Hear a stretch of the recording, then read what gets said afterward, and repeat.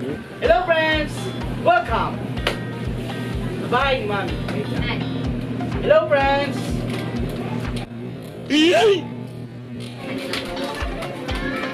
Hello friends! Welcome back! Welcome to Mukbang Challenge.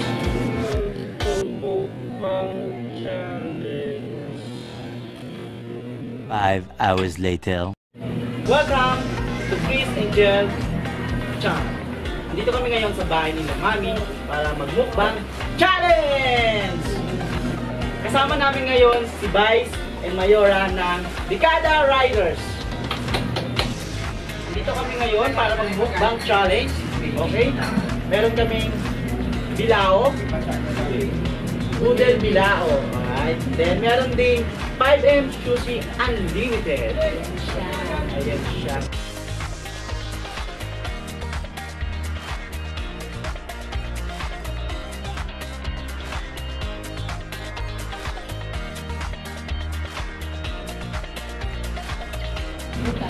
Meron ding prutas. From Quezon yan. Ito, from Paranaque, Bow. From Sushi. Quezon. Wow, hindi bilang. Mag-start na ang aming mukbang challenge with Q&A. Okay. Q&A. Ayun na tayo. So, mag-start na kami. Pwede na kahit ano. Kasi dahil kanina pa ako daw yung nalawa. Hindi, depende sa'yo. May tanong ako, anong nag-trigger sa inyo para mag-vlog? Pag-isip-isip namin na why na video namin lahat ng napupuntahan namin lugar. And then, gusto lang namin i-enjoy at the same time, for reference na rin para pagdating ng panahon may papakita kami sa anak. Then, ayun. Ang sarap niya, alam niyo totoo lang, pinanatin niya yung Budal bilao. budal bilao niya. Mamaya, bibigyan namin ng food review yung budal bilao, yung saka yung 5M Sushi Unlimited. Kaya Christian Gel, matanong ko kayo dahil kayo mga bagong mag-asawa. May mga tips ba kayo na pwedeng i-share sa mga bagong, mga napagladong mag-asawa sa Yakits, pero dapat well-prepared? I-share niyo naman kasi as we all know, ako alam ko. Ako kayo, alam ko yan. Pwede nyo i-share ka sa inyo. Gaya nyo, wala pa kasi silang mga edad na 30, mga bata pa sila. Pero meron na silang mga practices. Share mo sa mga Siguro yung yung matagal na preparation. Kasi 1 year din kami engaged bago kami nagpakasal. And during the time din naman nagdalagit binata kami, hindi rin kami parehas maluho. Especially si Chris na. Hindi siya sobrang maluho. Hindi siya yung pag may bagong cellphone, ibibili niya agad. Or pag sa sapatos, hindi rin siya ganun sobrang kailangan. Dapat sobrang mamahalin ng mga sapatos. Hindi. Tsaka, during the time na nag-uumpisa pa lang din kami, dumating kami sa point na kumakain kami sa food court na yung order namin is isang karne, isang gulay lang, no? Tapos yung tubig namin is yung tubig lang din ng food court. Talagang nagtipid din talaga kami. Tapos hanggang sa wala talaga, di talaga kami kumakain ng fast food. Siguro nung time na yun talaga, hanggang sa nung time na makuha namin yung bahay. Tsaka lahat ng niloloans namin, SSS loan, pag-ibig loan na ginamit talaga namin para sa bahay tsaka para sa kasal. Wala kaming ginamit for personal use. Dumating din sa time na di ba? Yung kumakain tayo sa food court, isang pagkain lang, dalawa na lang. Extra rice lang. Para mag-share lang kami doon. Talaga naging practical kayo sa lahat ng bagay. Sa totoo lang, isa ako sa saksi, yung kasal nila, yung preparation. Halos last minute talagang well-detailed. Kaya ang galing. Tapos napakasal sila ng meron na silang bahay. Napakabata pa nila pero may property na sila. Nakakatuwa. Ito tayo na po nila. Ito yung HPG nila. Diba? Alam mo, super ganda ng whole eh.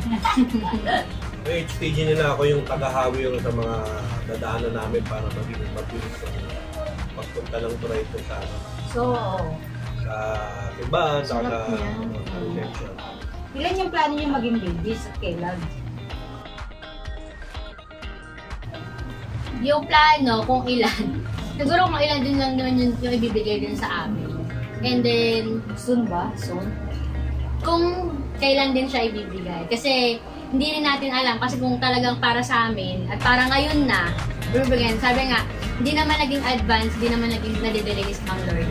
So, aantayin na lang namin kung kailan yung ibigay. So, lagi lang magtiwala lang talaga. Lahat ng Kung ako tatanungin, dahil kayo nagmakasal kayo, diba hindi pa kayo makasal? Ano yung mas sa tingin nyo kaya ng advice sa nanonood natin na ano bang mas dapat?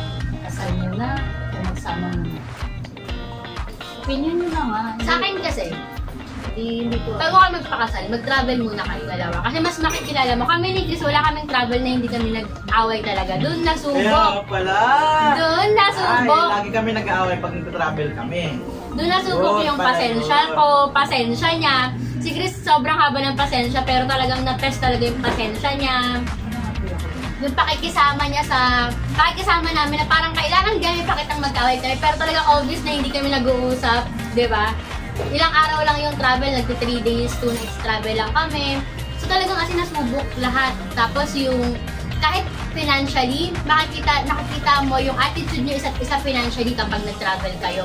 Para makikilala mo na kung kuripot ba to, kung paano ba to mag-budget ng pera, malalaman niyo budget ng pera, malalaman siya ganun. So yun yung masasuggest namin. Well, yan ha. Yung mga single pa dyan na hindi pa nagpaplanong mag-asawa. At least may choice kayo. Pero hindi pa rin natin ini-encourage na huwag magpakasal. Siyempre, Pilipino tayo eh. Kultura natin yan na hanggat maaari tayo yung kasal. Pero nowadays, siyempre, sinasabayan na natin ang practical. Yung gaya ng pinanungulas niya, magandang ano yun. Kahit ako nagulat ako na, oo nga, yung pagka-travel isa yan sa way para makilala yung partner. Yun sa mga may partner natin.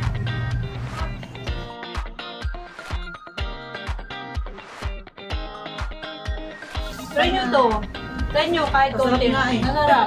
Di ba? Sarap. Masarap siya. Perfect!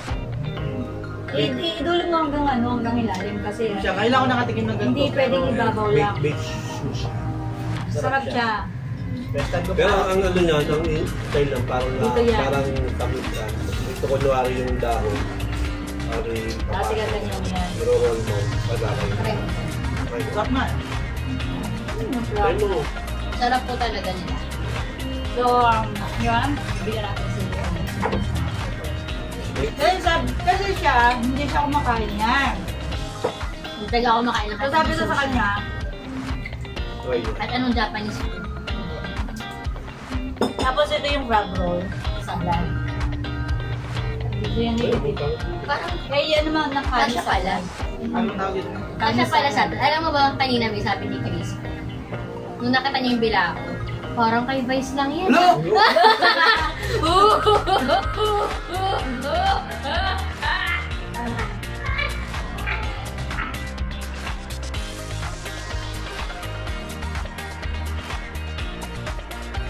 Galing ang galing. Bago mag-asawa, hindi pa naman sila kumakain ng 7 years na mag-asawa. Pero yung mga pinagdaanan nila, hopefully sa mga darating ay parang mani-mani na sa kanila. Ganon. Hindi at lang yung pagiging bata pa. Ito yun. Ito yung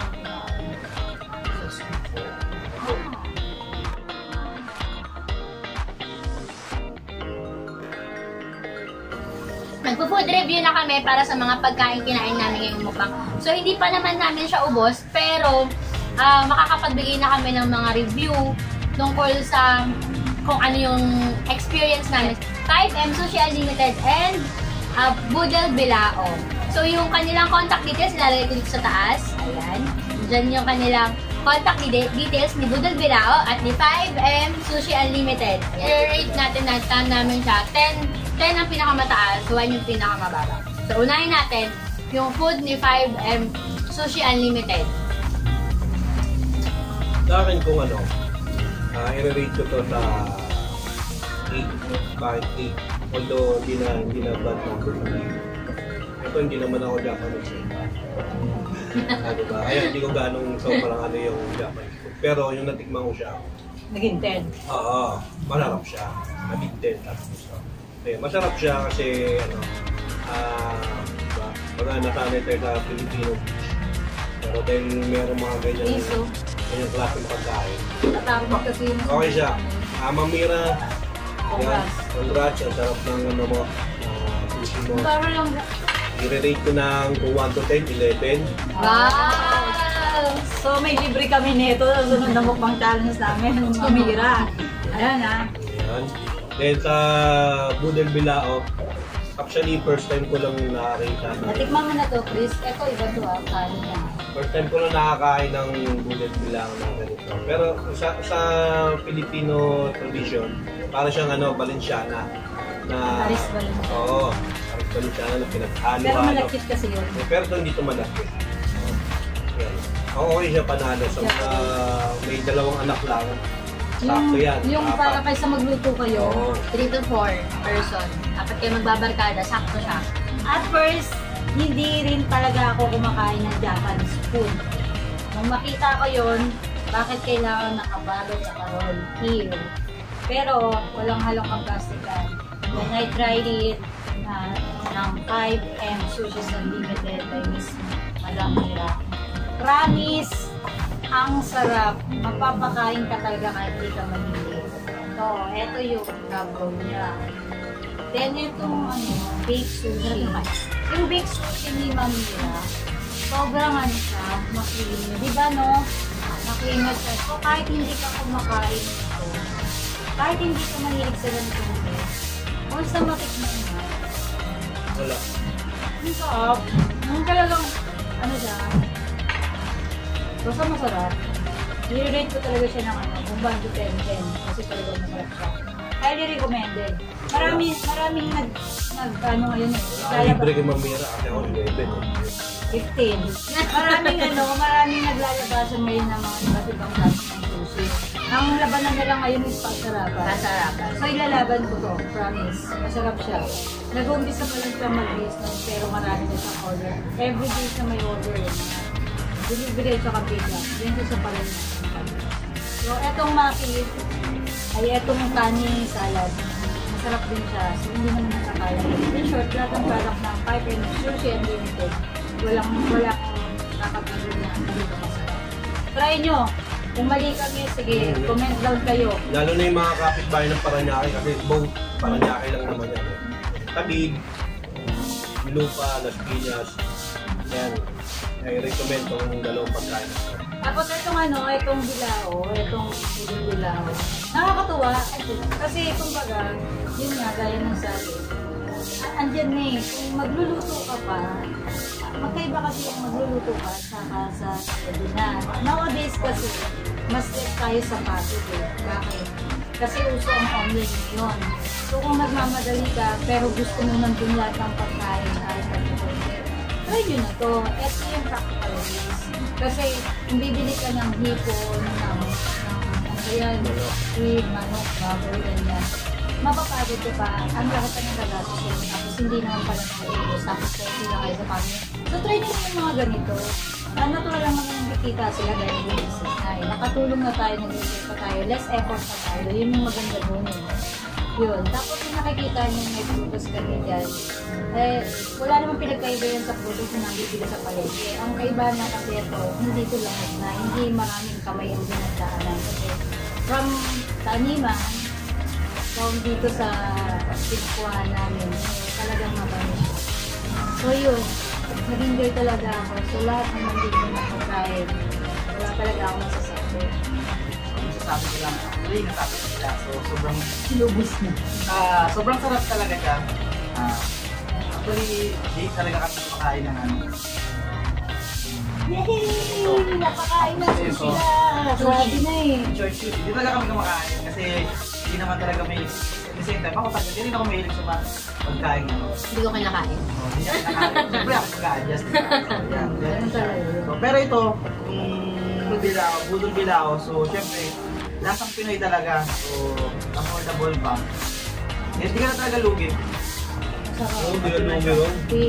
Panalo. Pamilya, panalo. Kung simpleng handaan lang, kahit ito lang dalawang pares na ito, Budel Bilao sa katong sushi. Tapos may cake pa dyan. Okay na lang. Yung cake. At saka yung mga online business natin, mga kaibigan, supportahan nyo. Natural po yung tutubo sila. Huwag nyo naman pong hingiin. Kasi lahat na, kaya nga tayo nagaganon para kumita. Hayaan nyo silang kumita. Kung ayaw nyo naman, so wala namang problema. Huwag nyo na lang sobrang parang kulang hingiin. Kasi sa totoo lang, yun na yung source of income dahil sa pandemic. Tingnan nyo naman, simula na nagkaroon ng pandemic, nagbago yung sistema ng business ng bawat isa. More on online talaga. So napakinabangan yung social media dahil sa pandemic. Then, siguro kahit mawala na ang pandemic, tuloy-tuloy na itong mga online business upgrade. Kasi ito na yung parang napaisip ko kaysa lalabas ka, pwede ka nang pumintot para mamaya, in a minute, nandiyan na yung product. So, ano lang, wag pa rin, masarap pa rin mamalengke mag-grocery. Pero kung makaka-hassle, kung ang hanap mo is hassle-free, okay na yung online.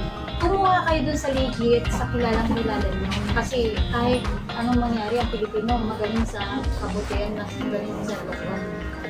Disclaimer lang po, ito pong ginawa namin mukbang, ginawa lang namin talaga para sa amin. Para sa challenge. Para sa challenge kasi parang na-sponsor dito, hindi Yung ko mga pequeño.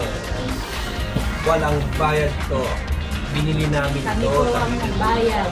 Yes! Hindi po kami ni-sponsoran ng mga nandyan. Ako, masasabi ko dun sa mga kaibigan namin dyan. Please like and share, subscribe yung channel ng aking inaanak. Yan, mga inaanak ko yun sa kasal. Congratulations! Yan. Then, mga narinig at mga nakita nyo sa amin, maraming salamat sa mga viewers, sa mga nag-like, then sa mga mag-subscribe sila, Chris and Jen. Yan, thank you. Sa muli. Yun. Thank you. Kami naman ako, bilang presidente ng Sambikada Riders Club, siyang vice president kami. We are honored kasi napili kami ng dalawa na makasama nila sa second vlog nila. So, pangalawa pa lang to nakasama na kami kagad. So, malaking bagay yun. Thank you, Chris and Jel, ang aking mga anak na soon-to-be mom and dad. Kung papala rin magkakababy na. So, see you in next vlog. Thank you. thank you din, Vice and Mayora, dahil bigyan din kami ng pagkakataon para sa unang pang pagkakataon, hindi lang ito yung unang pagkakataon at ulit pagkakataon. So, marami pang mangyayari at magaganap. Okay, don't forget po to subscribe and subscribe nyo rin ang Vice and Mayora channel. So, thank you guys for watching. Bye-bye!